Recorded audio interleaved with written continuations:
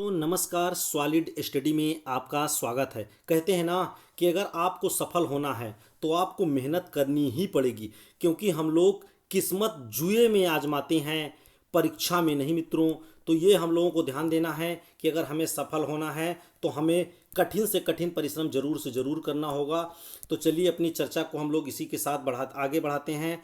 तो हम लोग अध्ययन कर रहे थे मित्रों कक्षा 6 के एनसीईआरटी कक्षा 6 के भूगोल का, और भूगोल के अंतर्गत हम लोग अध्ययन आज करेंगे। अभी तक हम लोग अध्ययन कर रहे थे लेसन 1 और लेसन 2 का। तो हमारा लेसन 1 और लेसन 2 का अध्ययन पूरा हो गया है। तो आज हम लोग लेसन 3 का अध्ययन करेंगे। तो आज हम लोग लेसन 3 का अध्ययन करेंगे मित्रों। तो चलिए हम लोग अपने अध्ययन को स्टार्ट करते हैं। तो लेसन 3 में मित्रों हम लोग अध्ययन करेंगे आज पृथ्वी की गतियों के बारे में, कि पृथ्वी की कितनी गतियां होती हैं। तो चलिए हम लोग देखते हैं कि पृथ्वी की, तो देख लीजिए हम लोग सबसे पहले को हम लोगों को यह ध्यान देना है कि पृथ्वी की दो गतियां होती हैं।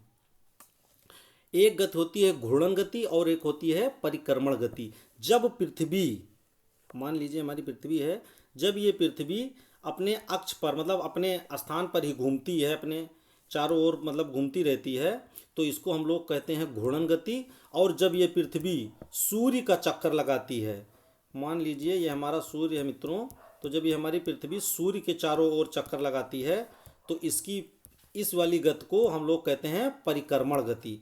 तो अर्थात जब पृथ्वी अपने ध्रुव पर घूर्णन करती है तो हम लोग इसको कहते हैं घूर्णन गति, और जब सूर्य के चारों ओर चक्कर लगाती है तो इसको हम लोग कहते हैं परिक्रमण गति। पृथ्वी का अक्ष एक काल्पनिक रेखा है जो इसके कक्षीय सतह से 66.5 अंश का कोण बनाता है। तो ये मान लीजिए मित्रों, जैसे कि हमारी ये है पृथ्वी, और ये हम मान लेते हैं यहाँ पर इसका एक सतह है, एक सतह ले लेते हैं, इसके ऊपर हम एक यहाँ से लंब बना लेते हैं। मान लीजिए अगर हमारी पृथ्वी कहीं पर झुकी ना होती तो ये बिल्कुल सीधा इसका अक्ष होता। लेकिन है क्या कि हमारी पृथ्वी जो है वो अपने कक्षीय सतह से 66.5 अंश का कोण बनाती है। तो मान लीजिए यहाँ से हम यहाँ एक सतह ले लेते हैं, यहाँ से हम नापते हैं, तो अगर 66.5 अंश इसका यहाँ तक बनता है, ये वाला कोण, ये है 66.5 अंश। तो हमारी जो पृथ्वी है ये अपने कक्षीय सतह से 66.5 अंश कैसी है, झुकी हुई है। क्या है, झुकी हुई है। और ये वाला अगर हम लोग लंब हैं, मान लीजिए माने हैं, तो ये हो जाएगा हमारा 90 डिग्री। तो ये वाला जो हमारा कोण बच रहा मित्रों, ये है हमारा बच रहा है 90 में से हम लोग 66.5 घटा देंगे तो ये हमारा हो जाएगा 23.5 डिग्री। कितना, 23.5 डिग्री। और ये हमारे पृथ्वी का जो 66 अंश पर कक्षीय सतह से झुकी हुई है, इसी को हम लोग हमारे पृथ्वी का अक्ष कहते हैं। यही हमारी पृथ्वी का अक्ष है। तो इसीलिए हम लोगों को कहा जाता है कि हमारी पृथ्वी अपने अक्ष पर 23.5 अंश झुकी हुई है। कितना झुकी हुई है, 23.5 अंश। तो हम लोगों को यही ध्यान देना है कि हमारी पृथ्वी अपने अक्ष पर 23.5 अंश झुकी हुई है। अर्थात जो पृथ्वी का अक्ष है वो बिल्कुल सीधा ना हो करके, वो कहने का मतलब 90 डिग्री से अगर हम लोग देखें तो 23.5 अंश कितना हुआ है, झुका हुआ है। इसलिए हमारे पृथ्वी का अक्ष ऐसा है। तो ये हम लोगों को ध्यान रखना है। उसके बाद में पृथ्वी सूर्य का एक चक्कर लगाने में 1 वर्ष या 365 दिन का समय लेती है। कितना लेती है, 365। हम लोगों को यही ध्यान देना है कि हमारी पृथ्वी सूर्य का, ये मान लीजिए सूर्य है, तो सूर्य का अगर हमारी पृथ्वी एक चक्कर पूरा करती है तो कितना समय लेती है, 365 सही 1/4, इतना दिन हो जाएगा। तो ये हम लोगों को ध्यान देना है। सूर्य का एक चक्कर लगाने में हमारी पृथ्वी 365 सही 1/4 दिन का समय लेती है। अर्थात हम ये कह सकते हैं कि 365 दिन, और ये 1/4 मतलब 6 घंटे, क्योंकि एक दिन में 24 घंटे आपके होते हैं। इसका 1/4 अगर हम लोग कर लेते हैं तो 4 × 4 4 × 24, ये 6 घंटा आ जाएगा हमारा। तो कहने का मतलब है 365 दिन और 6 घंटे। हमारी जो पृथ्वी है सूर्य का एक चक्कर लगाने में 365 दिन 6 घंटे का समय लेती है। और हम लोग अपने सुविधा के लिए वर्ष को क्या करते हैं, 365 दिन मानते हैं। कितना मानते हैं, एक वर्ष बराबर हम लोग क्या मान लेते हैं, 365 दिन अपनी सुविधा के लिए। और जो इसमें शेष 6 घंटे बचते हैं इसको हम लोग छोड़ देते हैं, और 4 वर्षों तक, कितने वर्षों तक, एक वर्ष में 6 घंटे बचते हैं, 4 वर्षों तक मतलब 6 घंटे हम लोग इसमें से बचाते हैं। तो जो चौथा वर्ष होता है मित्रों, इसमें 6 और 6 और 6 और 6 हम लोग जोड़ देते हैं तो ये हो जाता है 6 चौको 24 घंटे, और 24 घंटे बराबर हमारा होता है 1 डे, मतलब एक दिन। तो हम लोगों को यही ध्यान देना है कि जो हमारा 24 घंटे बराबर एक दिन चौथे साल पूर्ण हो रहा है, तो इसी को हम लोग चौथे वर्ष में क्या करते हैं, जोड़ लेते हैं, और हमारा चौथा वर्ष जो हो जाता है, हर चौथा वर्ष क्या हो जाता है 365, और प्लस एक दिन जो बढ़ा है ये 366 दिन का। और इसी को हम लोग कहते हैं लीप वर्ष। क्या कहते हैं, लीप वर्ष कहते हैं। और इसी को अधिवर्ष भी बोला जाता है। क्या बोलते हैं, अधिवर्ष। तो हम लोगों को यही ध्यान देना है कि एक साधारण वर्ष में 365 दिन होते हैं तथा एक लीप वर्ष में 366 दिन होते हैं। कैसे होते हैं हम लोगों ने सिद्ध कर लिया, क्योंकि हर वर्ष से 6 घंटे जो बचाए जाते हैं, 365 एक वर्ष में 365 दिन 6 घंटे होते थे, तो हम लोग 6 वर्ष बचा लेते हैं और 6 घंटे बचा करके, और हर चौथे वर्ष 6 चौको 24, जब 24 दिन हो जाता है तो इसको एक दिन मान करके क्या करते हैं कि उस महीने में जिस वर्ष में देखते हैं, चूँकि वर्ष में नॉर्मल वर्ष में फरवरी जो है 28 दिन की होती है। कितने दिन की होती है फरवरी, 28 दिन की होती है। तो जो चौथे साल में एक दिन बढ़ता है मित्रों, तो हम लोग क्या करते हैं कि जो 24 दिन अर्थात 24 घंटे अर्थात एक दिन जो हमारा बढ़ता है उसको हम इसी 28 में जोड़ देते हैं, और हमारा क्या हो जाता है 29 दिन। तो यही हम लोगों को ध्यान देना है कि लीप वर्ष में फरवरी जो हम लोग जोड़ते हैं, वर्ष 24 घंटा बचता है, किस में जोड़ते हैं, फरवरी में जोड़ते हैं। तो फरवरी 29 दिन की हो जाती है। कितने दिन की, फरवरी 29 दिन की हो जाती है। तो हम लोगों को ये ध्यान देना है कि लीप वर्ष में फरवरी कितने दिन की हो जाती है, 29 दिन की हो जाती है। एक लीप वर्ष में फरवरी 29 दिन की, और साधारण वर्ष में 28 दिन की होती है। तो कैसे हम लोगों को पता करना है कि हर चौथे साल होती है फरवरी 29 दिन की, और जिस वर्ष में फरवरी 29 दिन की होगी वो वर्ष लीप वर्ष होगा। और लीप वर्ष की पहचान क्या है कि अगर सन मतलब जो वर्ष होता है, अगर उसको हम लोग 4 से भाग देंगे तो वो पूरा पूरा कट जाएगा, उसी को हम लोग लीप वर्ष बोलते हैं। अर्थात कोई सन हो, वर्ष है, उसको हम लोग 4 से डिवाइड करेंगे, अगर पूरा पूरा कट जाता, कोई शेष नहीं बचता है, तो उसमें फरवरी आप लोग देखेंगे 29 दिन की होगी, उसी को हम लोग लीप वर्ष या अधिवर्ष कहते हैं। अब उसके बाद हम लोग आगे देखते हैं, ऋतु में परिवर्तन सूर्य के चारों ओर पृथ्वी की स्थिति में परिवर्तन के कारण होता है। हम लोगों को यही ध्यान देना है कि जो हमारी घूर्णन गति है, घूर्णन गति मतलब पृथ्वी जब अपने अक्ष पर घूमती है, तो इससे क्या होता है, दिन और रात होता है। क्या होता है, दिन और रात होता है। लेकिन जब हमारी पृथ्वी मान लीजिए सूर्य के चारों ओर चक्कर लगाती, किसके चारों ओर, सूर्य के चारों ओर चक्कर लगाती है, तो इससे क्या होता है, ऋतु परिवर्तन होता है। तो हम लोगों को ध्यान देना है कि ये भी ध्यान दिए रहना है कि जो घूर्णन गति होती है, घूर्णन गति से दिन और रात होते हैं, दिन और रात होते हैं। जबकि जो परिक्रमण गति होती है, परिक्रमण गति से ऋतु परिवर्तन होता है। क्या होता है, ऋतु परिवर्तन होता है, अर्थात मौसम बदलते हैं। यही हम लोगों को ध्यान देना है। ऋतु परिवर्तन किससे होते हैं, परिक्रमण से, और घूर्णन गति से दिन और रात होते हैं। तो ये हम लोगों को ध्यान दिए रहना है। अब इसमें देखना है, इसके पहले चलिए हम लोग चित्र के माध्यम से चर्चा कर लेते हैं। इसको हम लोग देख लेंगे चित्र के माध्यम से, तो ज़्यादा समझ में आ जाएगा। तो देखिए, जो हमारी पृथ्वी है, इसका अक्ष 23.5 अंश पर झुका हुआ है मित्रों, हम लोगों को ये ध्यान देना है।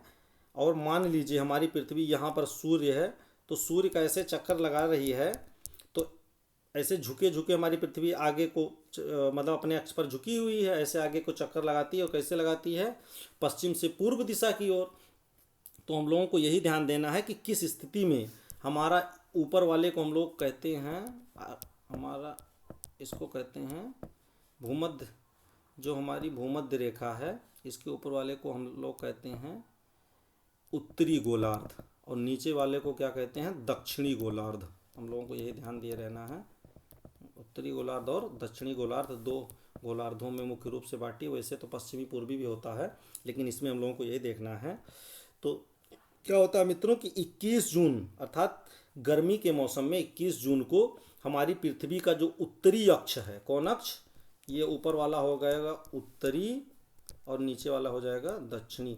जो उत्तरी हमारा गोलार्ध है मित्रों, ये सूर्य की ओर झुका हुआ है, ये वाला पार्ट सूर्य की ओर झुका हुआ है।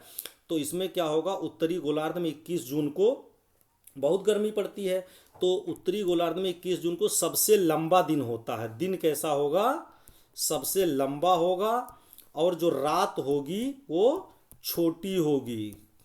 और यही स्थिति दक्षिणी गोलार्ध में यही स्थिति कब होती है, 22 दिसंबर को होती है।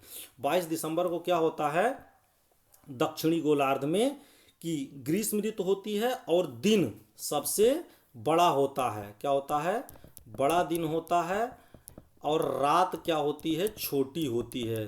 तो यही स्थिति जो उत्तरी गोलार्ध में 21 जून को हो रही है, वही स्थिति सेम दक्षिणी गोलार्ध में 22 दिसंबर को होती है। हम लोगों को ये ध्यान दिए रहना है मित्रों।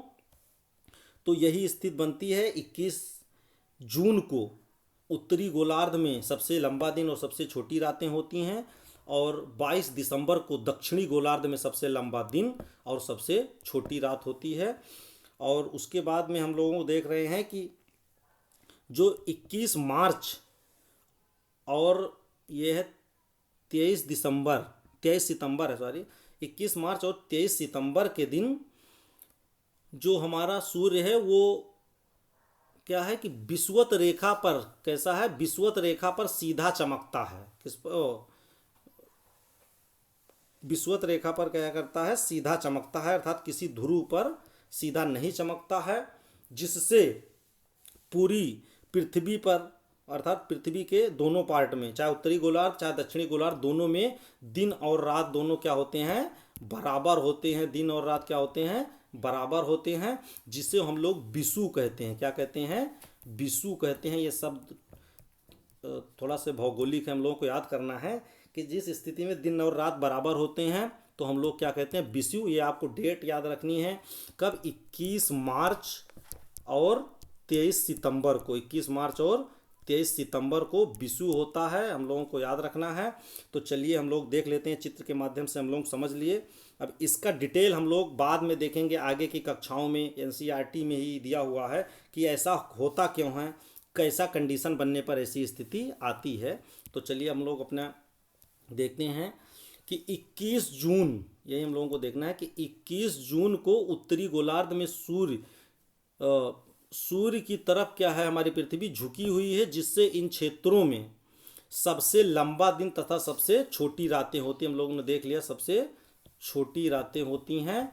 और पृथ्वी की इस अवस्था को उत्तर अयनांत कहते हैं। क्या कहते हैं, उत्तर अयनांत कहते हैं।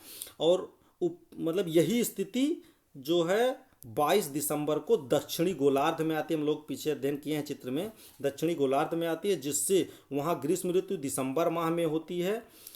और हम लोगों को याद रखना है कि दिसंबर माह में ग्रीष्म ऋतु कहाँ पर होती है, तो ये आप लोग याद रखेंगे कि दक्षिणी गोलार्ध में। और दक्षिणी गोलार्ध का बड़ा महाद्वीप कौन सा है, ऑस्ट्रेलिया। हम लोगों को क्या देना है, ऑस्ट्रेलिया। तो अगर कभी देश भी करके पूछा जाए कि ऑस्ट्रेलिया या न्यूजीलैंड पर दिसंबर में कहाँ पर गर्मी होगी, तो ऑस्ट्रेलिया या न्यूजीलैंड, अर्थात जो भी कंट्री दक्षिणी गोलार्ध में है, तो हम लोगों को ध्यान देना है, वहाँ सबसे लंबा दिन होता है और सबसे छोटी रातें होती हैं। और इस अवस्था को दक्षिणी अयनांत कहते हैं। यही हम लोग जैसे उत्तरी में देखें वही दक्षिणी सेम है। अब उसके बाद में हम लोग देखते हैं आगे कि ऑस्ट्रेलिया में क्रिसमस जो है, क्रिसमस है मित्रों, ऑस्ट्रेलिया में वो क्रिसमस किस ऋतु में मनाया जाता है, तो ये ग्रीष्म ऋतु में। किसमें, ग्रीष्म ऋतु में, क्योंकि 22 दिसंबर मतलब 25 दिसंबर को मान लीजिए मनाया जाता है, और दिसंबर में वहाँ पर क्या होती है, गर्मी होती है। हम लोगों के यहाँ दिसंबर में ठंडी होती है, अर्थात सर्दी होती है। तो यही याद रखना है कि ऑस्ट्रेलिया में क्रिसमस कब मनाया जाता है, तो ग्रीष्म ऋतु में मनाया जाता है। ये हम लोगों को ध्यान दिए रहना है। 21 मार्च और 23 सितंबर को सूर्य की किरणें विषुवत वृत्त पर सीधी पड़ती हैं। इस अवस्था को में कोई भी ध्रुव सूर्य की ओर नहीं झुका होता है। इसलिए पूरी पृथ्वी पर दिन और रात बराबर होते हैं। इसको हम लोग क्या कहते हैं, विषु कहते हैं। क्या कहते हैं, विषु कहते हैं। हम लोगों को ये ध्यान दिए रहना है। तो चलिए हम लोग देखते हैं। हम लोग इसका अध्ययन चित्र के माध्यम से पहले ही इसको समझ समझ लिए हैं। तो चलिए हम लोग अपनी चर्चा को यहीं पर समाप्त करते हैं मित्रों। इस प्रकार हमारा लेसन 3 एनसीईआरटी का कक्षा 6 का जो है हमारा लेसन 3 मित्रों पूर्ण हुआ। हमारा लेसन 3 इस वीडियो के माध्यम से पूर्ण हुआ। तो हम लोग अपनी कंटिन्यूटी को बनाए रखेंगे और नेक्स्ट वीडियो में हम लोग लेसन 4 के बारे में अध्ययन करेंगे। तब तक के लिए मित्रों आप लोग मेहनत करते रहिए ताकि आप अपने मुकाम पर ज़रूर से ज़रूर पहुंच सके। तब तक के लिए मित्रों जय हिंद, जय भारत।